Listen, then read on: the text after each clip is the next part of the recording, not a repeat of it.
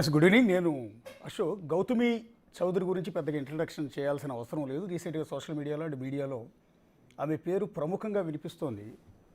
అది కూడా కుటుంబ వివాదానికి సంబంధించి. సరే, రొటీన్గా ఆమె జీవిత గాథను విన్నారు. ఆమె ఫేస్ చేసిన ట్రబుల్స్ గురించి చాలామంది సోషల్ మీడియాలో చూశారు.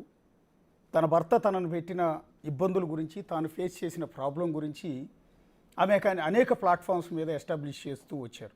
సో ఇప్పుడు ప్రస్తుతం వాటి గురించి మనం వెళ్ళే ఉద్దేశం లేదు. ఒక గౌతమి చౌదరి, ఒకసారి పీసీఆర్ గౌతమి చౌదరి గురించి ఆమె ఇన్స్టా వీడియోస్ కానీ ఆమె ఫొటోస్ కానీ ఒకసారి డిస్ప్లే చేయండి.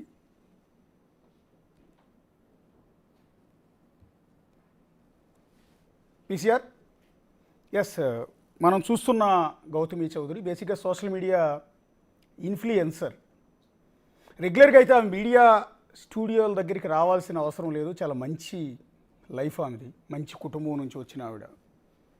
సరే, ఇన్ని టీవీ ఛానల్స్, ఇన్ని స్టూడియోస్ చుట్టూ తిరిగి తన భర్త తనను ఏ విధంగా ఇబ్బంది పెట్టాడు, ఏ విధంగా తన జీవితాన్ని నాశనం చేసే ప్రయత్నం చేశాడు అని చెప్పుకోవాల్సిన పరిస్థితి ఎందుకు వచ్చిందంటే ఆమె ఫేస్ చేసిన ఒక సీరియస్ ప్రాబ్లం. సరే, తన భర్త ఇల్లీగల్ కాంటాక్ట్స్ గురించి, సినిమా హీరో అయిన తర్వాత అతను ఏ విధంగా ఇబ్బందులు పెట్టాడు, ఇవన్నీ ఒకే రొటీన్, అందరికీ కూడా తెలిసింది. మనం డిస్కస్ చేయాల్సిన అంశం ఏంటంటే, ఒకటి బాడీ షేమింగ్, రెండు పెళ్ళిగాక ముందు అందంగా ఉన్న భార్య పెళ్ళై పిల్లలు పుట్టిన తర్వాత కాస్త ఒళ్ళు చేస్తే, కాస్త లావు అయితే అలాంటి భార్యను భర్తలు వద్దనుకుంటారు. భార్యను వదిలేసి ఇంకొకరితో అక్రమ సంబంధాలకి వెళ్తూ ఉంటారు. అంటే బాడీ షేప్ అవటం అనేది ఆమె తప్ప, నీకోసం నీతో సంసారం చేసి పిల్లల్ని కంటే సహజంగా ఏ ఆడపిల్లకైనా పెళ్ళికి ముందు కంటే కూడా పెళ్ళి అయిన తర్వాత, పిల్లలు పుట్టిన తర్వాత రకరకాల ప్రాబ్లమ్స్ రైజ్ అవుతూ ఉంటాయి. పర్టికులర్గా థైరాయిడ్ లాంటి సమస్యలు ఉన్నవాళ్ళు ఈజీగా లావ్ అయిపోతూ ఉంటారు. సో అంతకుముందున్న గ్లామర్, అంతకుముందున్న అందం ఉండదు. అంత మాత్రాన భార్యను వదిలి సినిమా హీరోయిన్ అంత మాత్రాన సినిమా హీరోయిన్లతో, సినిమా ఇండస్ట్రీ వాళ్ళతో అక్రమ సంబంధాలు పెట్టుకుని భార్యని టార్చర్ పెడితే అలాంటి వాడిని ఏమనాలి అనేదే ఇక్కడ మనం రైజ్ చేసే ప్రధానమైన ప్రశ్న. ఒకసారి గౌతమి చౌదరి గారు మనతో పాటు స్టూడియోలో ఉన్నారు. నేను పెద్దగా మిమ్మల్ని అదే ప్రశ్నలు అడిగి మిమ్మల్ని ఇరిటేట్ చేసి బోర్ కొట్టించే ఉద్దేశం నాకు లేదండి. బేసిక్గా చాలామంది అడిగారు, మీరు కూడా చెప్పి పాపం విసుగు పుట్టి ఉంటుంది మీకు. ఇక్కడ నేనేమంటానంటే, మీది ఒక 2 రోజుల క్రితం మీరు ఇన్స్టాగ్రామ్లో ఒక స్టేటస్ పెట్టారు. అందులో ఒకసారి ఆ స్టేటస్ ప్లే చేయండి పీసీఆర్. ఆ స్టేటస్లో స్నేక్ 2 అని పెట్టారు ఫోటో. స్నేక్ 2 అంటే ఎవరు? అది నేను మహేష్కి మా ఇష్యూ అయ్యాక అలా సేవ్ చేసుకున్నాను సార్ కాంటాక్ట్. అది కొంచెం చూసుకోకుండా అలా పెట్టేశాను. అంటే తన నేమ్ మేము మా ఇన్నర్ సర్కిల్లో కూడా అలా పిలుచుకుంటాం. కాటేశాడు కదండి సార్ లైఫ్లో. ఓకే, ఒకసారి వాట్సాప్ చాట్ స్క్రీన్ షాట్ ఉంది, అది ఒకసారి ప్లే చేయండి. అందులో మీరు మెన్షన్ చేసింది ఏంటి అంటే అతను మీకు పెట్టినట్టున్నాడు. బేసిక్గా ఈ డిస్ప్యూట్ అంతా వచ్చిన తర్వాత, మీ వ్యవహారం అంతా బయటకు వచ్చిన తర్వాత మిమ్మల్ని ఏదో రిక్వెస్ట్ చేస్తూ ఒకటి పెట్టినట్టున్నాడు. అందులో ఏంటంటే నేను పంపించిన మెసేజెస్ సార్. ఓకే, తన నుంచి రిప్లై ఏం లేదు. అక్కడ డిస్ప్లే అవుతున్న మెసేజెస్ అని నేను పంపించింది. మీరు పంపించారు? నేను పంపించింది. ఎందుకంటే ఈ రితు చౌదరితో ఎఫ్ఐఆర్ అనేది జూన్ 9న బయటపడింది నాకు, జూన్ దానికి ముందు.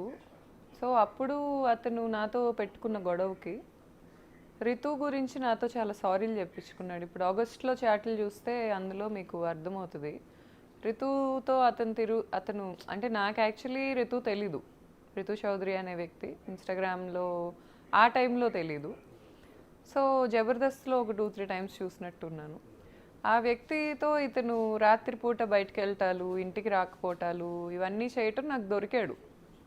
ఒకసారి ఫోన్లో నేను తీసుకొని ఎందుకు రాత్రులు రావట్లేదు నువ్వు ఇంటికి అని చూస్తే ఈ అమ్మాయితో చాటింగ్ చేస్తున్నాడు. ఇది 2023లో నా ప్రెగ్నెన్సీలో. ఆ రోజు అతను చాలా సీరియస్గా రియాక్ట్ అయ్యి నా పొట్ట మీద చేతులేసి తోసి చాలా అగ్రెసివ్గా వెళ్ళిపోయాడు.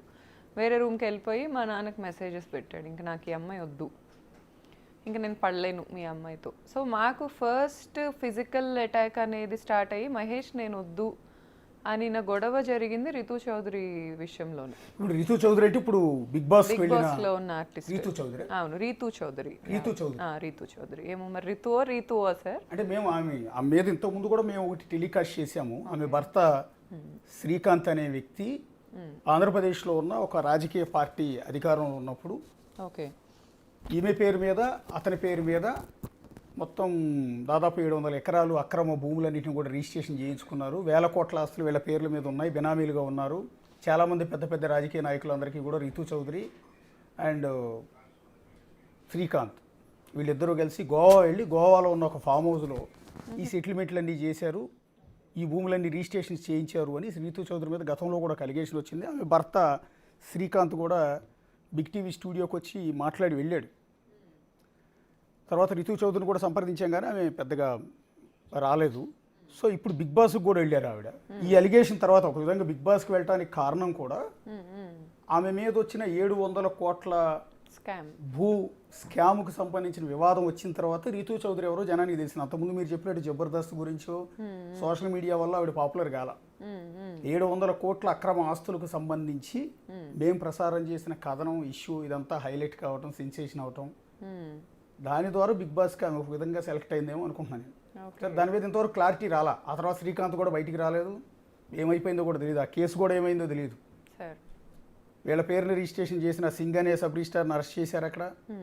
ఆ తర్వాత అతని సంగతి ఏమైందో కూడా తెలియదు నిజానికి.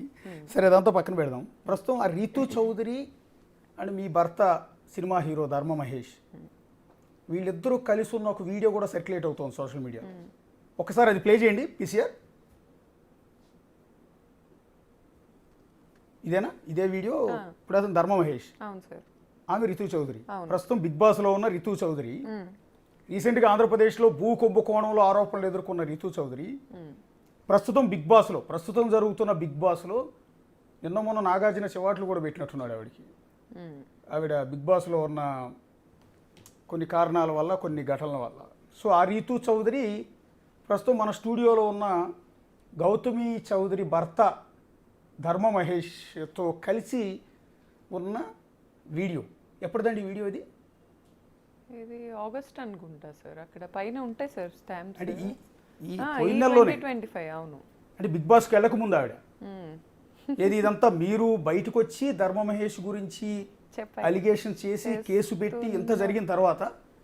అవును సార్, అనుకుంటా. I'm not sure about the dates. But వీళ్ళు నాకు ఎలా దొరికారంటే సార్, నేను ఈ అమ్మాయి వెళ్తున్న ఫ్లాట్ ఉంది కదా ఇప్పుడు ఇతన్ని కలవటానికి, నా దగ్గర ఒక 3 months ఫుటేజ్ ఉంది. వీళ్ళు వెళ్ళేది కూడా నాకు ఈ అమ్మాయి ఈ 2023లో ఎఫ్ఐఆర్ నడిచిందని నాకు తెలుసు, కానీ స్టిల్ కంటిన్యూ అవుతున్నారని నాకు తెలీదు. సో ఈ అమ్మాయి వెళ్తుందనే డౌట్ కూడా నాకు లేదు.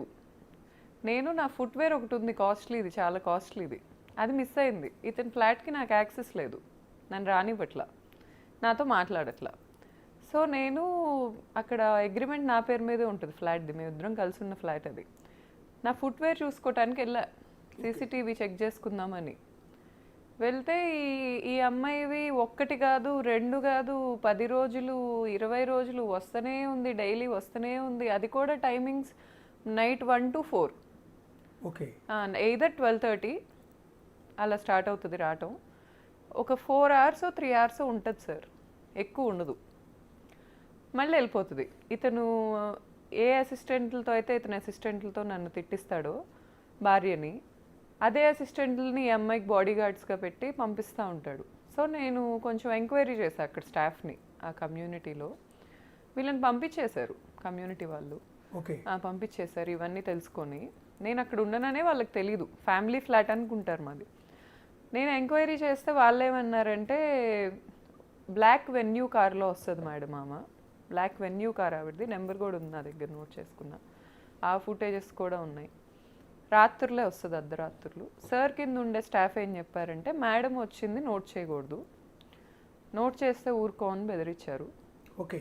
మేడం చాలా సెలబ్రిటీ, మేడంని నోట్ చేయకూడదు, మేడం సార్కి పర్సనల్, పంపించాలి అని చెప్పారు. నేను డిస్టర్బ్ అయ్యా, అంటే నాకు అయిన డిస్టర్బెన్సెస్లో ఇది ఒకటి. ఈ అమ్మాయితో ఉంది అనేది నాకు 2023లోనే తెలుసు. అంటే వాళ్ళిద్దరి మధ్య ఎఫ్ఐఆర్ ఉంది అనుకుంటున్నారా? నేను అనుకుంటున్నా. నాకు ఉంది అని అతనైతే అడ్మిట్ చేయాలి. అతను చెప్పాడు నాకు 2023లో నువ్వు ఎఫ్ఐఆర్ నాకు పెడితే నేను పెడుతున్నాను అని ఎలిగేషన్.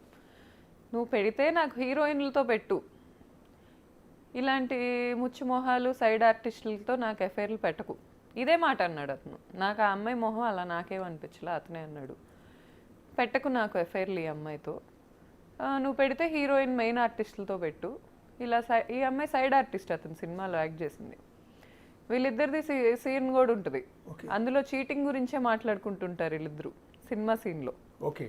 సో ఈ అమ్మాయి ఇష్యూస్ అవుతున్నాయి అని 100% ఆ అమ్మాయికి నేను మీడియాకు ఒకవేళ వెళ్ళక ముందు ఈ వీడియో ఉన్నా తెలుసు.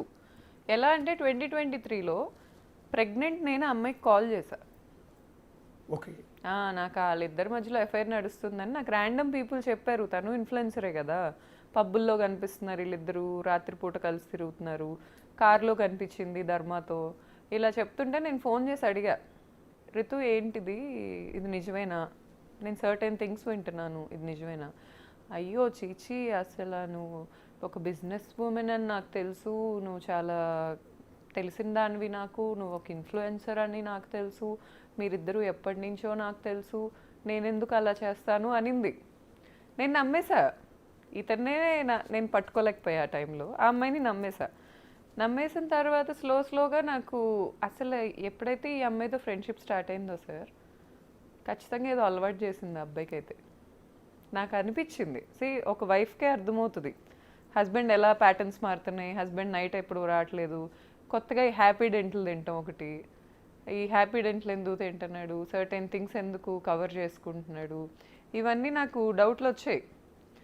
ఈ పాపకు ఆ ఫ్లాట్ ఇష్టం అనుకుంటా, మమ్మల్ని పంపించేసింది ఇతనితో చెప్పించి. ఇతనేమంటాడు, ఫ్లాట్కి ఆరా ఉండిద్దంట, ఆరా పేరు రితు చౌదరి ఏమో, ఫ్లాట్కి ఒక ఆరా ఉండిద్ది, నువ్వు వీడు వచ్చాక నాకు ఆరా పోయింది, మేము వెళ్ళిపోయాక ఇప్పుడు ఆరా ఉంది అతనికి. వాళ్ళ నైబర్స్ చెప్తారు సార్, అసలు ఎంతమంది అమ్మాయి. మీ ఓన్ ఫ్లాటే కదా, మీ పేరు మీద ఉన్న రెంటెడ్ ఫ్లాటే సార్, కానీ రెంటల్ అగ్రిమెంట్ నా పేరు మీద ఉంది. ఆ ఓనర్కి కూడా తెలీదు నేను లేనని అక్కడ, ఆయన ఎక్కడో ఉంటారు. ఓకే. సో ఇతను ఏం చెప్పుకుంటున్నాడు, పోనీ ఫర్ ఎగ్జాంపుల్ ఆఫీస్ అని చెప్పుకున్నాడు అనుకుందాం సార్, అమ్మాయి అమాయకురాలు అనుకుందాం, అమ్మాయికి పాపం ఏం తెలీదు, నోట్లో అరటిపండు పెట్టినా కొరకటానికి ఫోన్ చేసి అడిగిద్ది ఎవరు నేను ఎట్లా కొరకాలని. అలాంటి వ్యక్తి ఆఫీస్ అయితే ఆ టైంలో వెళ్తుందా? రోజు టైం స్టాంప్స్ చూడండి ఆ వీడియోస్ మీద, నైట్ 1 o'clock నుంచి 4 o'clock ఆర్ మార్నింగ్ 6 o'clock వరకే అమ్మాయి ఉంటుంది. మిడ్ నైట్, మార్నింగ్స్ రాదు. ఒకవేళ మార్నింగ్ ఆ అమ్మాయిని పంపించాలి అంటే, ఒకవేళ వీళ్ళిద్దరు పడుకొని లేట్ నైట్, ఒకవేళ అమ్మాయి 7, 8 ఆ టైంకి లెగిస్తే ఒక అసిస్టెంట్ నుంచి పంపిస్తాడు. ఆ అమ్మాయి ఎవరికి సెలబ్రిటీ కదా, కనిపించకుండా ఇలా మొహాలు ముక్కులు ఇలా అనుకుంటా వెళ్తూ ఉంటుంది. ఈ అమ్మాయి ఓపెన్గా నా పేరు మీద ఉన్న ఫ్లాట్, అగ్రిమెంట్ ఉన్న ఫ్లాట్కి ట్రెస్ పాస్ చేసింది అనాలి నేను, నా రైట్లో